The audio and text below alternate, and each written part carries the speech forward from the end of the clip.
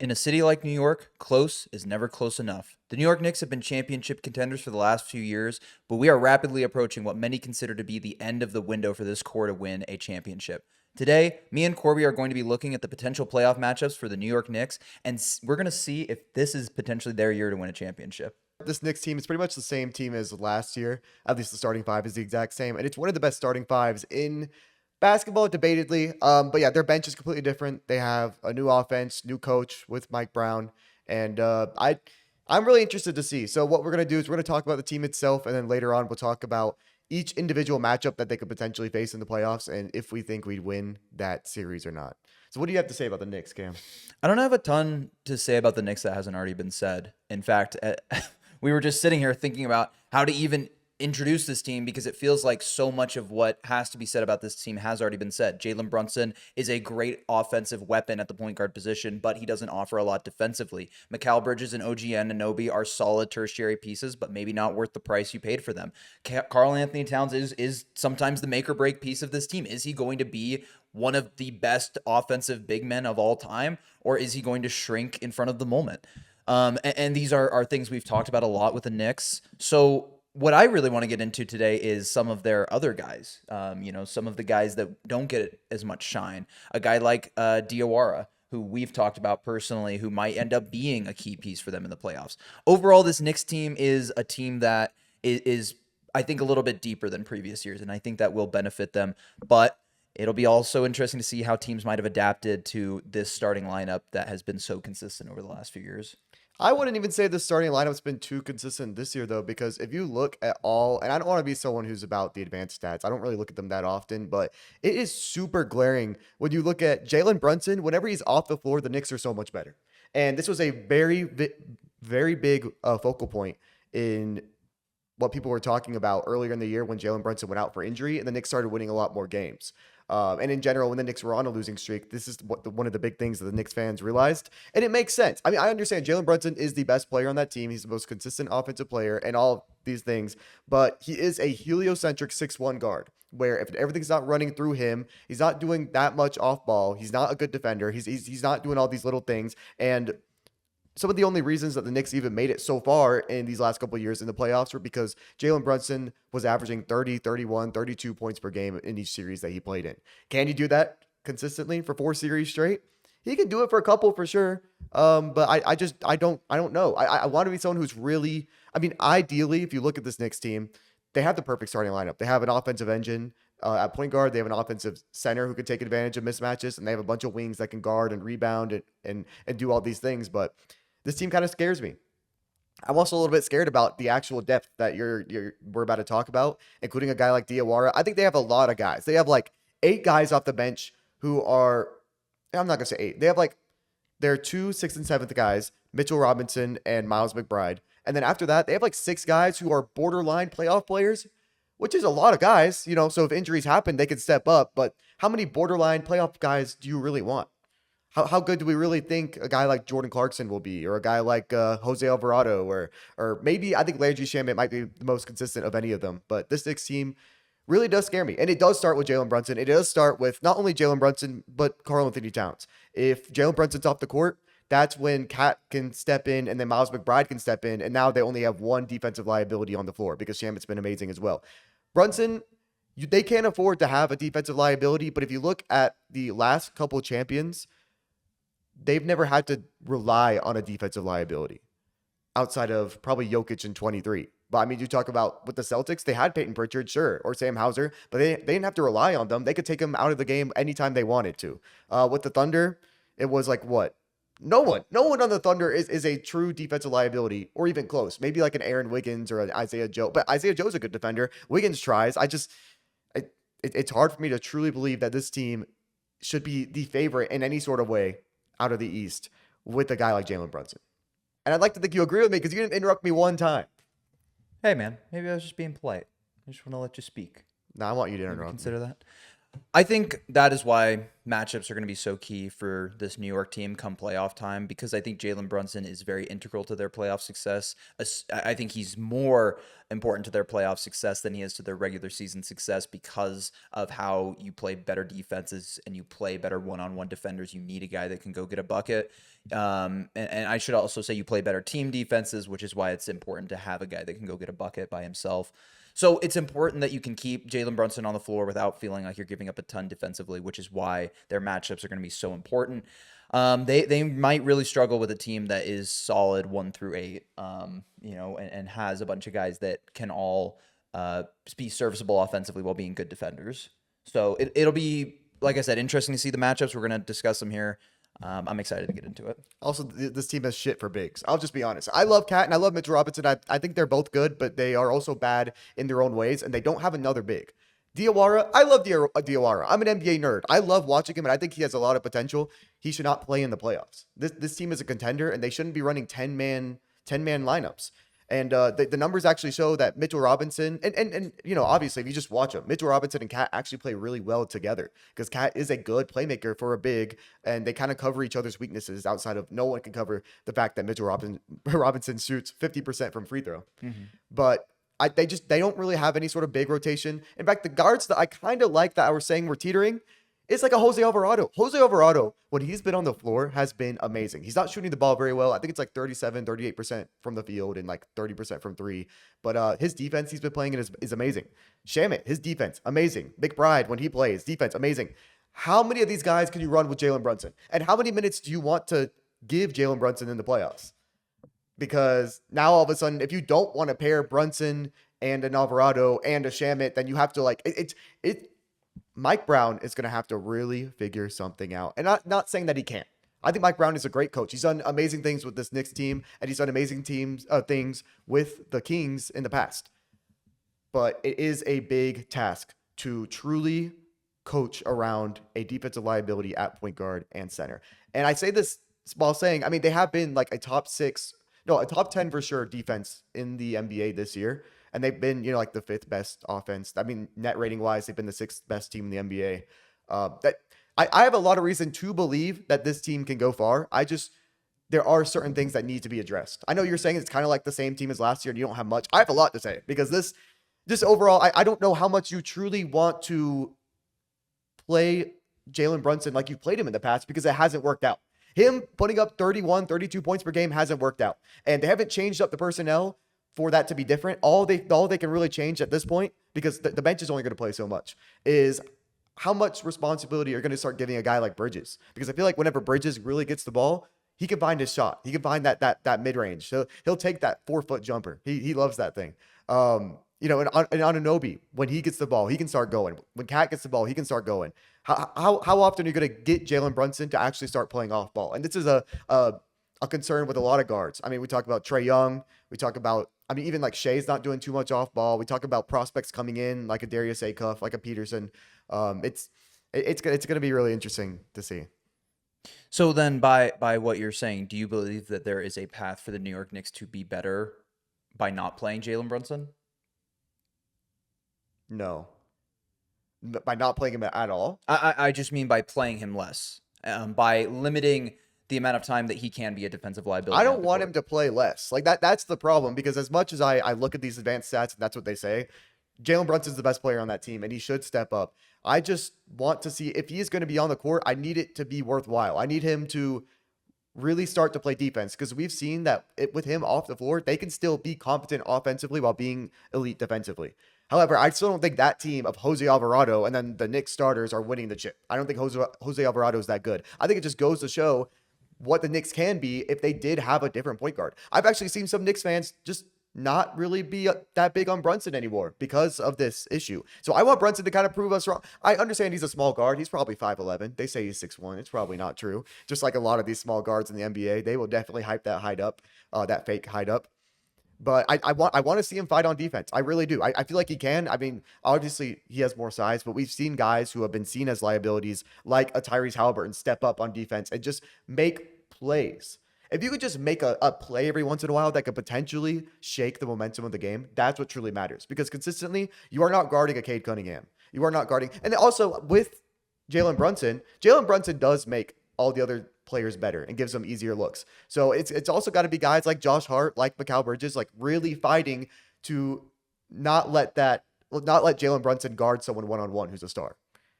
Because I have seen Knicks games in the past while actually a couple days ago while preparing for this video. And sometimes Josh Hart and like Anunoby, they will make lazy rotations, just not helping Brunson out. You have to help him out. If you are going to have this 5'11" guy on the court and he's not Jose Alvarado and he's not the grittiest guy, I mean, then again, Brunson doesn't have the energy to be a Jose Alvarado.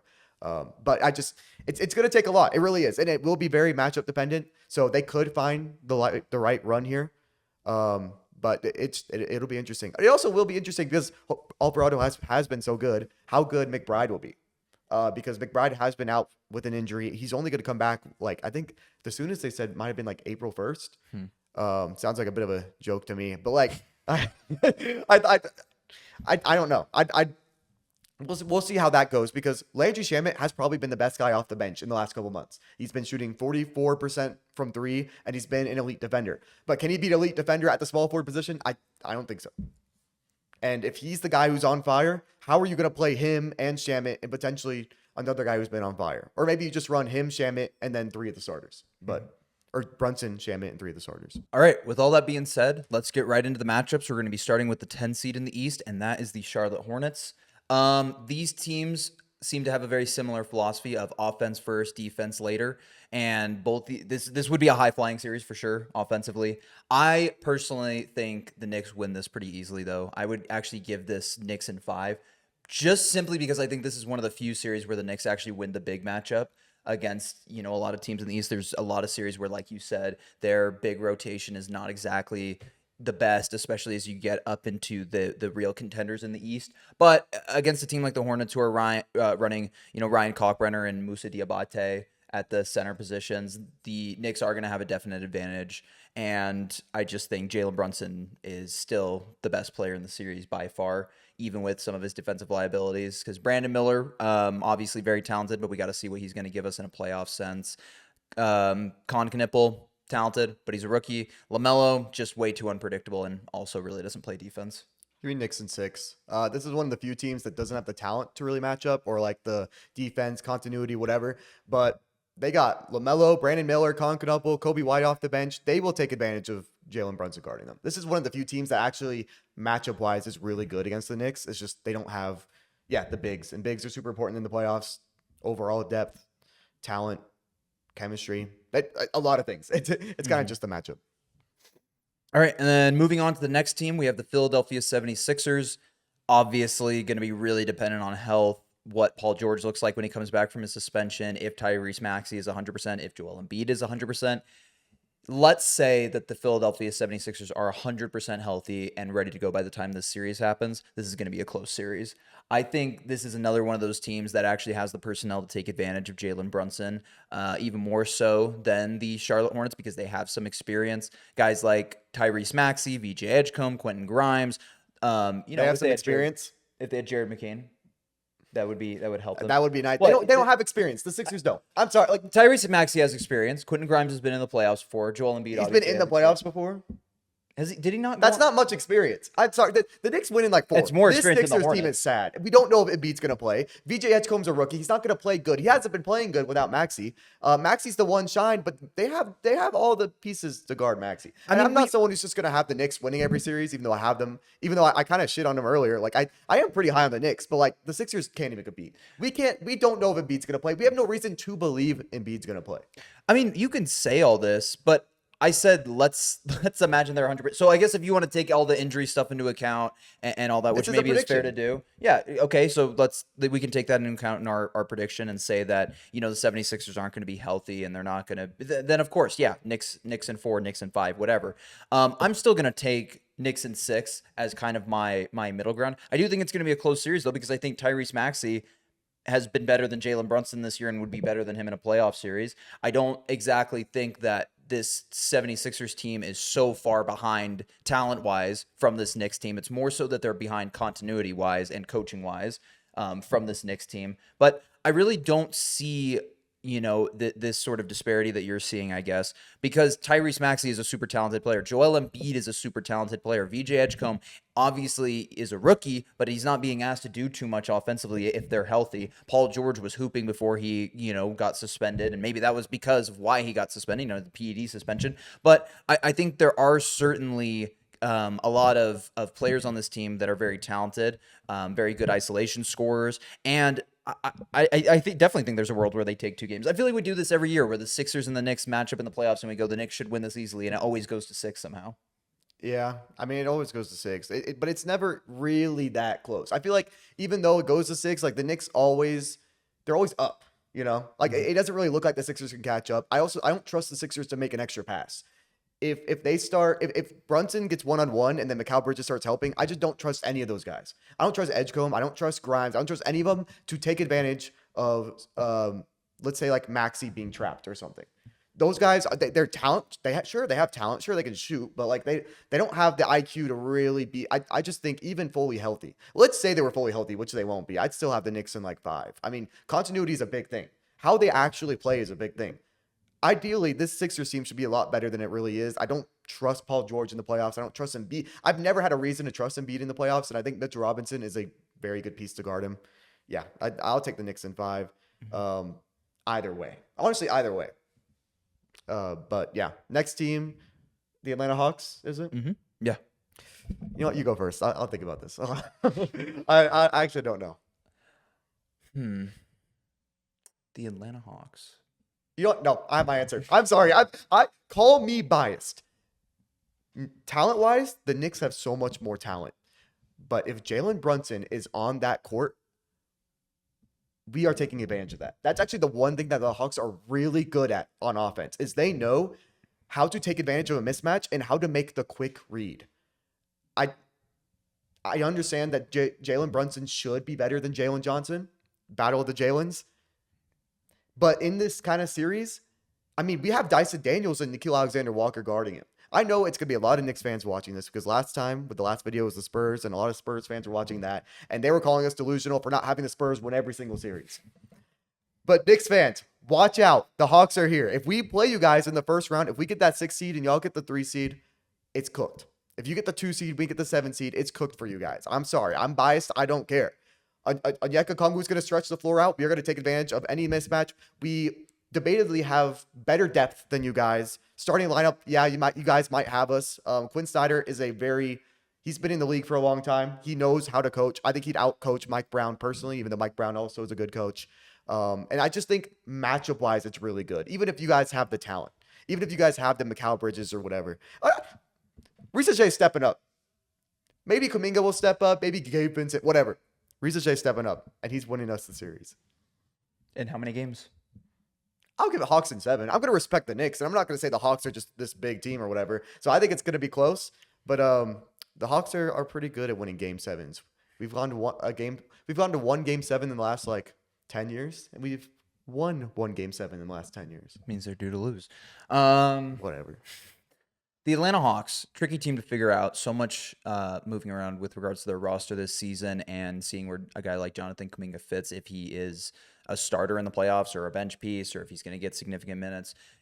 All of these questions that we have to ask. One thing I definitely agree with you about is that the Hawks have the personnel to take advantage of a Jalen Brunson mismatch, because one thing that just benefits the Hawks, it's super simple. They're big.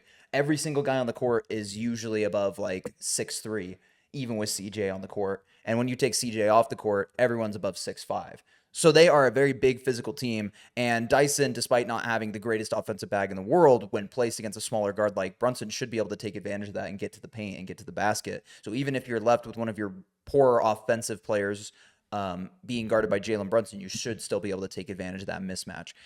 I think the biggest problem for the Hawks is consistent perimeter shooting from the others, right? The guys that Jalen Johnson is going to kick to off his drives, because we know this season Dyson Daniels has completely lost his 3-point touch.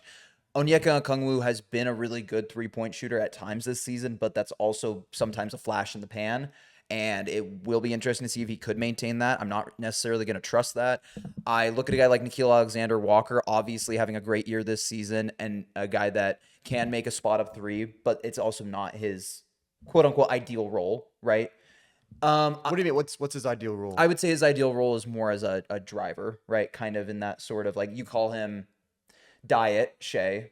That's definitely what you call him. And Yeah, but I um, don't even like that. Honestly, dude, that dude was moving like Klay Thompson yesterday. I'll just be honest. yeah, that was yesterday. I mean, that was He was one game. If pretty he good, can do yes. that, if Nickeil Alexander-Walker can do that in the series, the Atlanta Hawks are going to be very dangerous. Traded Vic Krejci, they traded Luke Kennard, and I'm not going to say that those were maybe the wrong moves to make for the future, but for this roster in particular, you got rid of a lot of shooting and you didn't replace it with a lot of shooting. So I think the Hawks certainly have the tools to be competitive with the Knicks, more so than the Sixers. I'll definitely say that. But I'm still going to go Knicks in 6 because I don't think that the Hawks necessarily have the ability to space the floor that they need to win a series against the Knicks. All right, but dude, like you want to claim to be a Hawks fan, like that shit's not flying if you pick the Knicks. I'm just letting you know. Like we're gonna remember this. In fact, when this matchup happens, because I think the Knicks will end as a 3 seed, I hope the Hawks get that 6 seed.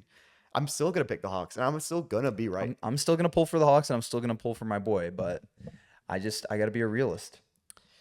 And then 7 seed is the Orlando Magic. Orlando Magic versus New York Knicks. That would be such a good matchup. Team of the wings versus team of the guard and big and a bunch of wing defenders. The Knicks are definitely suited to guard the best. You know, no. I'm taking the Knicks in probably like 5 or 6. Let's even say that Jalen Brunson got switched on to Banchero. I would still think Banchero would shoot like a turnaround 18-footer. He really thinks he's mellow, and that shit that actually pisses me off. So I'm gonna take the Knicks, and they're gonna really be able to take advantage. I think Cat would easily eat Wendell. I mean, Jalen Brunson. They do have like the assets to guard Jalen Brunson in Suggs and in Anthony Black, but I still think Brunson will get the best of them. And then you just gotta hope that. I mean, the problem is it's like there's some series where I like Mikal Bridges taking advantage of a point guard being on him, and that's not really the case unless they play Javon Carter. And even Javon Carter's a good defender. It would be a really tough series. I'm gonna give it 6. Knicks in 6, but overall, I mean, star talent you give the Knicks. Fit wise, I like the Knicks here. I think they win this. The Magic have been playing a lot better as of late, and I think they deserve credit for that. I think Desmond Bane, at least in the last month and a half, 2 months, has shown that he can be more of the piece that they wanted when they traded for him. It's a shame that the Magic have not been healthy this year. As you noted earlier, continuity is something that plays a very important role in the playoffs, and the Magic have not had a lot of that this year between their 3 stars. And for this series to be as competitive as it possibly could be, they need Franz to play, and they need Franz to play well within the offense. So I'm going to give this Knicks in 5, honestly. I don't, like you said, I don't think this is a great matchup for Paulo to take advantage of. I think a guy like Bane could take advantage of it, but there's just too much length on him, for him to really capitalize on any smaller defenders weight-wise or smaller defenders height-wise. And Franz, I want to say, would be such a solid, because Franz is just solid. Franz can take advantage and make a lot of different matchups into mismatches. We don't know what the hell Franz will be. I mean, this Yeah. injury has held him out for a while, like way longer than anyone's really thought. He's barely played this season. I don't think he'll be in rhythm. So yeah, I could see this being a competitive 5-game series, and that feels like maybe a bit of a cop out to say, but I don't think the Magic win more than 1 game against the Knicks. Yeah. And then next team, 6 seed, Toronto Raptors. I'll probably take the Knicks in I'll take the Knicks in 5 or 6. I'll give it 5. Honestly, I just think they have the assets to guard a Brandon Ingram, a Scotty Barnes. They have more experience. They just play better. They're just the better team. They've been this season. They're the better team last season. We don't know how Scotty and Ingram will mesh in the playoffs. Yeah, give me the Knicks. If the Toronto Raptors had a true point guard that I trusted, not that there's anything wrong with Emmanuel Quickly, but a true veteran point guard that I trusted to make the right reads in the playoffs, I would pick the Raptors in this series because I think that the Raptors match up so well defensively against the Knicks. I think they can guard every position that the Knicks can throw out there. Well, I think Karl Anthony Towns would have to be the deciding factor in the series, taking advantage of a matchup against Jakob Poeltl. But who's guarding Brunson? I mean, you could have Quickly on Brunson. You could have Barrett. But you're on saying Brunson. if they had a better point guard in this So world, it's a not better point not guard. defensively. I think defensively they are set for this series, but offensively, the inexperience of the Raptors will, I think, lead to an inability to take advantage of mismatches and miscommunications on defense. Not necessarily all the time, but they won't do it consistently enough to win this series. I've got Knicks in 6. Next up, we have the number 7 Miami Heat, led by the NBA's second all-time leading scorer in a single game, Bam Adebayo. And unsurprisingly, we can expect Bam to average 37 points per game in this series against the Knicks and lead the Miami Heat to a 4-game sweep. In all seriousness, though, I think that this is a tougher series than people would give it credit for. I think the Miami Heat and their culture and their continuity make them a tough out in the playoffs always. And one thing we know about the Miami Heat is they are going to maximize the potential of their roster, even if on paper their roster looks like it's got some holes or a lack of a bench. We know Eric Spoelstra is an incredible coach. We know that he's going to get them at least 1 game off of his coaching. And I think you can get another game just off of the fact that Bam Adebayo is a perfect defender against Karl Anthony Towns. Unfortunately, I do feel like this is a series where Jalen Brunson would eat against the Miami Heat, and I don't know that there's a lot that they can do to stop that. Davion Mitchell, obviously, great defender, right? But once you get him into a mismatch against, Tyler Hero or Norman Powell, I just think that's food. And I'm going to have to take the Knicks in 6 in this series. Knicks in 6. Yeah. Yeah. No, nothing else to say. Mm-hmm. And next up, we're getting into the upper part of the Eastern Conference. We have 3 teams that would probably be considered the 3 contenders along with the Knicks in the East. And we're going to start with the Cleveland Cavaliers. When I look at a potential series between the Knicks and the Cavs, my mind goes to one name. And it's not Donovan Mitchell. It's not Jalen Brunson. I trust both of those guys to perform at a high level. It's not Evan Mobley. It's not Jared Allen. It's not Karl Anthony Towns. It's not Mikal Bridges. It's not OG Anunoby. That one name is James Harden. Because when I think about who could be the difference maker for both teams in this series based on his, level of play and what effort he's going to give, it's James Harden.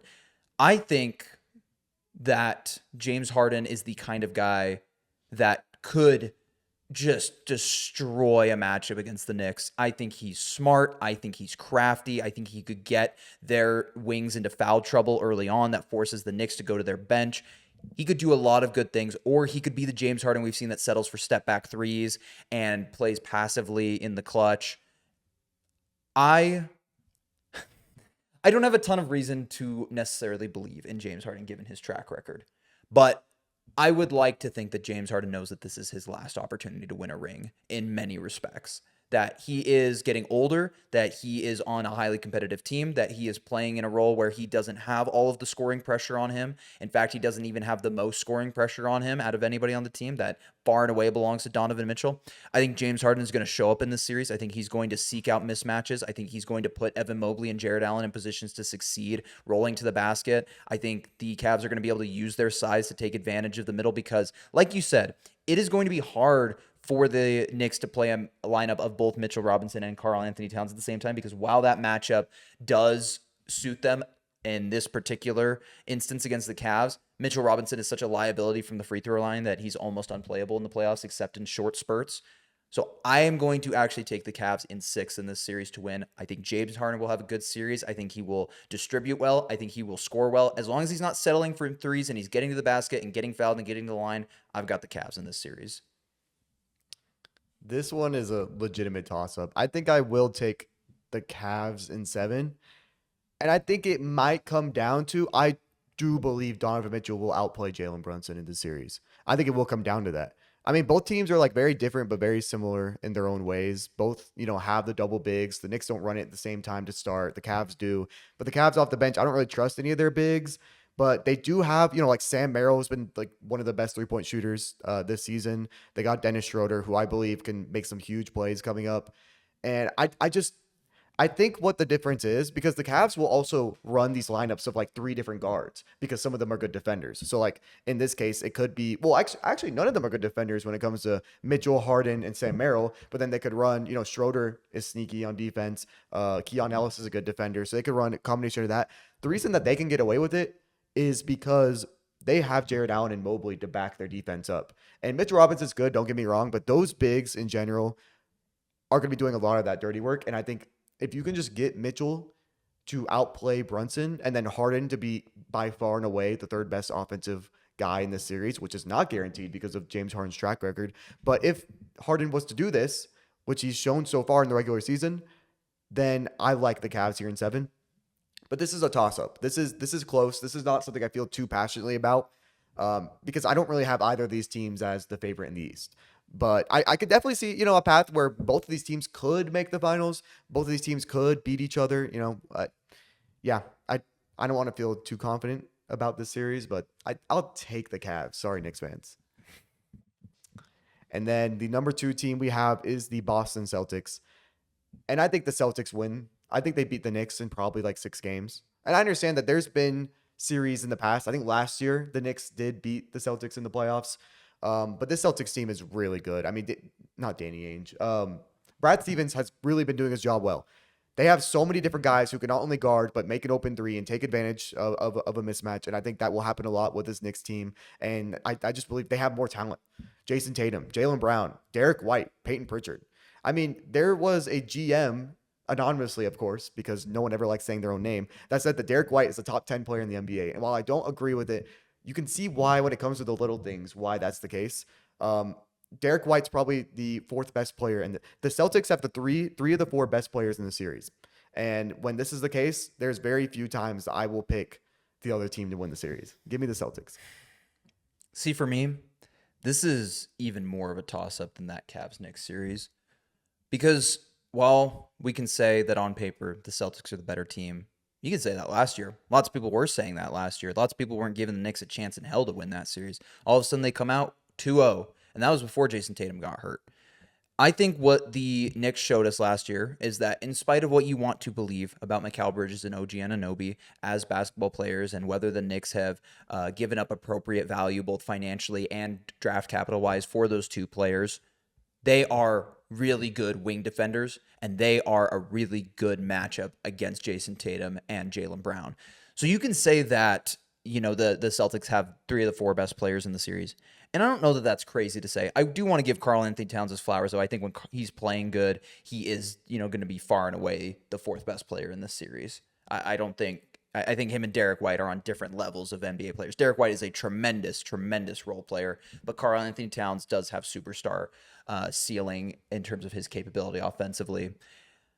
So, Carl, wait, you think? Because I know you're going to use the word ceiling to play it safe. You think he has a superstar ceiling? I think Karl Anthony Towns. Yeah, Karl Anthony Towns has a superstar ceiling offensively. He is the best shooting big man in NBA history. And he's physical, and he has a soft touch around the rim, and he's good at the free throw line. There is not a reason why Karl Anthony Towns should not be good on offense other than him being passive or just missing his shots. Well, he should always, yeah, of course. Well, yeah, if he's an offensive big, he should be good on offense. But like, is he gonna win you this series? You think he is? I think Karl Anthony Towns could win you a series, and I think he could win you this series. I am going to take Knicks in 7 in this series. I think they showed us last year that they can play with the Celtics. I think the Celtics team, despite all of the ways that they filled in gaps and done a tremendous job of filling out this roster, is not as good as the Celtics team that played last year and had all the continuity of Drew Holiday and Porzingis and all those guys. I'm not calling Porzingis continuity. He wasn't playing. No, Porzingis was playing in the series. Oh, he was? He just wasn't good. Porzingis was not good in the series. I'm actually looking at the series stats right now, and he shot 24% from the field and 22% from 3. He only played 94 total minutes in 6 games, meaning he played every single game. He didn't play well. I actually think when you look at this series and you also look at the 3-point percentages and you look at how bad Jalen Brown was, I don't think Jalen Brown will have a repeat, even though the Knicks do have the pieces to guard Jalen Brown in Anunoby and Brunson. But I believe this team will play better. I believe this year's roster actually is better. I mean, they were the 2 seed without Jason Tatum. That's nothing to. I understand they were the 2 seed also last year. Mm-hmm. But this team is better. I think Jason Tatum will rev up, and at the end of the day, they do have the three of the 4 best players in the series. Unless you think Cat will outperform someone, because this is a prediction. Oh, I think Karl Anthony Towns would outperform Derek White. Really? Yeah. And what does outperform mean? Because if he plays a little bit better offensively, that's not what it is. I think Karl Anthony Towns could easily average 25 plus points per game in this series. Do you think he will? Because I do think he will. He will average 25. Okay. Do you want to know what he averaged last year? Actually, take a guess. In the series? I don't know. Probably lower than that. Probably like 18. 19.8. Okay. This was a very defensive series, if I do remember it correctly. It was a lot of the Celtics missing open threes, and that can't happen. And that is their philosophy, and that's something they're willing to die with, is missing a bunch of open threes, because they will take a whole lot of threes. I just don't think in another 7-game series that will happen, especially because Jason Tatum, yes, the Knicks were outplaying him before Tatum went down, but Tatum did go down with an injury. And the Celtics did win a game without Tatum, but I still believe this team is at its best with Tatum. But didn't he go down in game 3 when You- they were already set to go down 3-0? What? I thought he went down in game 4 and then just never came back. Tatum. Maybe I Oh, it might I have been could've had 2-1. that wrong. So they might have been about to go down 3-1 because the Knicks were up in that game. Whatever game he went down in, the Knicks were up in that game, and they were likely going to win it anyway. Yeah, but Tatum didn't play that last game. So he went down in game 4 when they went down, pretty much going down 3-1. The game wasn't over, and Celtics fans will argue that they would have won the game, but, that's stupid. Okay, so you think Cat will average 25 points per game in a series, and the Knicks will win. Okay, Yeah. that's interesting. I mean, I can't argue with the hypothetical of Cat playing better than, like, we've ever seen him play. Not ever seen him play, but, like, But just playing up to potential. I mean, it's not crazy to say that he's going to do that finally. But what is, because you're believing a lot of guys who haven't done what you're saying. You're saying that James Harden can live up to being a playoff elevator. But beat the the thing is, Knicks. he can elevate in a different way than he's had to previously. Where before it was that he had to be this 30-point per game scorer. Now he can be the distributor in a different kind of way because Donovan Mitchell is their primary scorer, and there's more of an equal scoring responsibility between him and Evan Mobley and even Jared Allen. I mean, some of the numbers he's been putting up since the James Harden trade, you would think he's their second leading scorer. So I think Harden's been in this kind of role. Maybe it's a little bit better with the Cavs. He's been in the same role for like 5 years now. He has not been in that superstar role. Like he is there. He has been there to elevate people, and he's still underperformed. Where he's technically, but James Harden is still the second scoring option. So he has to kind of play in that kind of way. I do want to see. I wish I could see the averages for each playoff series. I wonder how many series he really averaged 25 points per game, if any, because he has been someone who, I mean, when Ant was on that team, actually we can look it up real quick. Okay, so we have Cat's playoff averages per series. So in his playoff history, it goes 15 points, 22 points, 18 points, 19 points, 19 points, 20 points, 20. And then last year specifically, it went 20, 20, and then 24.8. So pretty much 25. That was against the Pacers. And I understand the Pacers had the devil magic and they were playing really good defense as a team. But there shouldn't, and I understand Miles Turner has this defensive reputation. There shouldn't be anyone on the Pacers to guard Cat. Versus in this series, I actually think Keita would be a decent matchup because height-wise, Cat might be like a couple inches taller, and Keita can keep up with him laterally more than a lot of other bigs can. So I personally don't think there's any reason to believe he'll average 25 besides the fact that in his very last one, it was 24.8. But will he get even better? This season has showed he can't. I mean, his scoring has been very disappointing this season. So for him to just randomly step it up and for you to predict that, in my opinion, he's a little crazy. But hey, I mean, if we live in a hypothetical world, it could happen. he's due. He's due. I know. I like that logic for sure. And then the very last team is the Detroit Pistons. And I will have the Knicks. And honestly, I'll take them in like 6, just like last year. I understand that it was last year, right? It was last year. I understand that the Pistons are way better and the Knicks are the same, but it's just continuity. It's just playoff experience. I mean, Cade Cunningham honestly did everything, but he wasn't good. And that is a little bit scary. I guess if you say Cade Cunningham will play amazing, then they should beat the Knicks.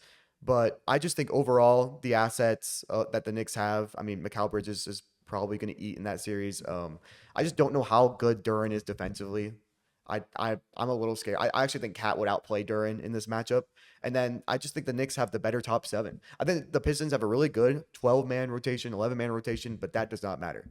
When it comes to top 8, with the Knicks playing Mitchell Robinson, playing Miles McBride, and playing Landry Shamet, the Knicks will win this.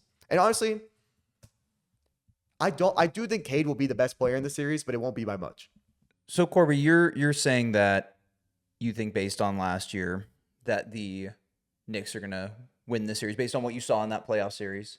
No, I'm just saying the Knicks are the better team. And the Knicks are the better team and continuity wise and all this. The Detroit Pistons have beat the New York Knicks in their 3 games. They're 3-0 against them this year, by the way. And they beat them in those 3 games by an average of 28 points per game.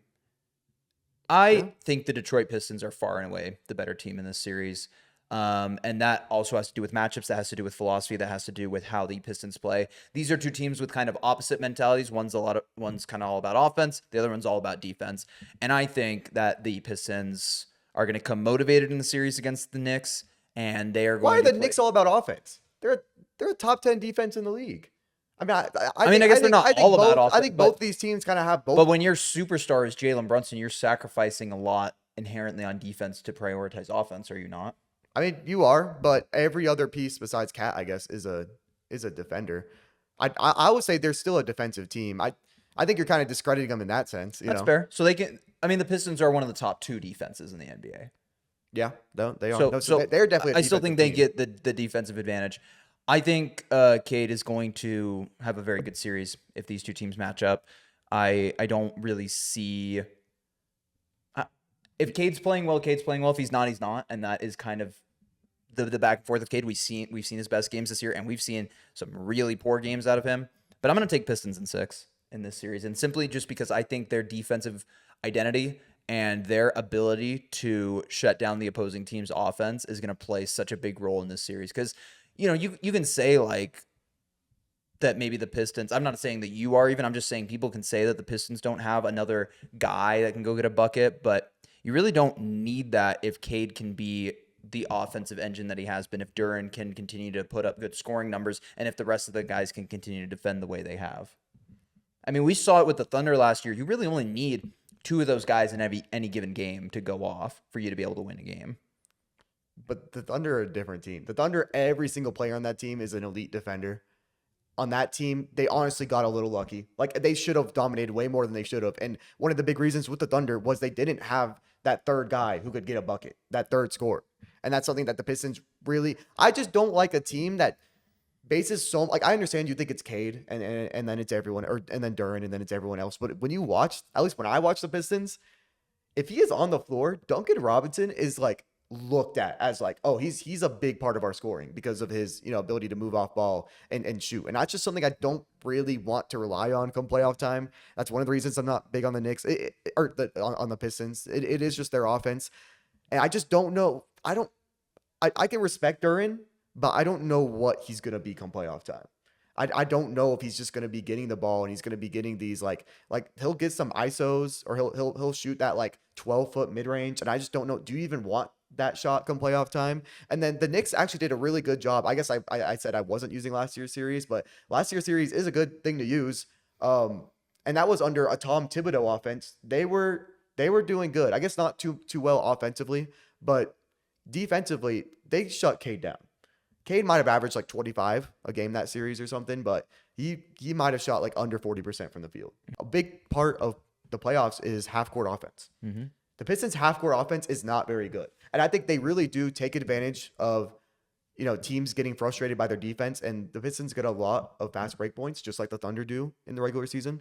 I just don't know how much of that will translate to the playoffs because I just don't even like the comparison. They're not the Thunder. They're not nearly as good. I understand wins-wise, they kind of might be, but it's just the regular season, and the OKC Thunder have been hurt like all year. I mean, that's fair. I don't know. I'm going to give credit to the team that's been the best team in the East all year, and a team that already pushed the Knicks pretty hard in their series last year as a worse roster overall. I do respect your logic, though. I don't think it's incorrect in any way. So yeah, looking back at the preview, the teams that I had beating the Knicks were the Celtics, the Cavs barely, and then I think the Hawks. I think that's it. Might have been a little delusional there. But so yeah, I have the Knicks as the 3rd best team in the East come playoff time. And there is definitely a route where if they can somehow avoid the Celtics, and like I said, they can beat the Cavs. I just don't think they will, but they can. If they can avoid the Celtics, they can easily make the finals. Best way for them to avoid the Celtics would be to lose a little bit to end the year. So dropped into that 4 seed. Yeah, unless the Celtics somehow got the 1 seed. Yeah, they could. They're only 3.5 games back. So yeah, I also have the Knicks as the 3rd best team in the East come playoff time. I think the Pistons beat them. I think the Cavs beat them. I think they. Wait, so I have them as the 4th. You have them as the 4th, technically. Yeah. Yeah. Although, if do you want to say the Hawks are the 3rd best team in the East? Yeah, I still will. I don't care. Yeah. All right. Well, I appreciate so Knicks it. are the 4th, but I still do think if you talk about a floor and ceiling of this team, I still think they do have an NBA Finals ceiling. They you can easily avoid the Celtics. I mean, you never know with the Jason Tatum injury how well he'll play, so he could somehow lose in the first round. Actually, I don't know, but so I'd say probably maybe either conference finals or finals is their ceiling. I think this is a really good team, and if they're ever going to win it one year, it's probably going to be this year, unless for some reason Diawara really elevates his game next year. Like they don't have the assets or the money to improve their team. So this is the year. And I'll root for him. I do want the Knicks to win. But yeah, floor. I mean, I guess I had them losing to the Hawks, so I'll say their floor is a first round exit, but realistically, it is a second round exit. My ceiling for them is a finals appearance. I think they, like you said, have their best chance maybe ever to win a championship with this core this year. I think the East is super wide open. With a team like the Pistons, regardless of how good they've been in the regular season, they're still a young team. And even though I believe in them to beat the Knicks, there's definite reason to think that the Knicks could easily beat them in a playoff series. The Celtics are coming back from, their major injury to Jason Tatum. They're still ramping him back up. And the Cavs are dealing with a trade that altered the structure of their team and trying to figure out how to fit James Harden in their system. There's a lot of reason to have confidence in the Knicks and their ability to win the East this year. Definitely have the ceiling of being a finals team. And their floor is a second round exit. I just don't see them losing to any of the teams like 10 through 7 that they might potentially match up with. Even the Raptors, I don't see them losing to. Unless it's the Hawks, of and course. oh yes, of course. But yeah, so my floor for them would be a second round exit. My ceiling for them would be a finals appearance. Yeah. All right, cool. Yeah, that's the video. Let us know what team you want us to do next. Let us know what we got wrong about our predictions because I know it's going to be a lot of Knicks fans, and I understand the Knicks should be the favorites to win the NBA Finals, but I don't believe so. Cam doesn't believe so. But yeah, let us know what we got right, what we got wrong, what team we want to do next, or y'all want us to do next. And then if you enjoyed the video, like it. It does really help. Subscribe. We're trying to hit 1,000 by the NBA playoffs, which I definitely think is possible. And then, yeah, anything else? Last words? No, I got nothing today. I haven't been reading my thesaurus recently, so. All right. I don't want to piss him off, but fuck the Mets.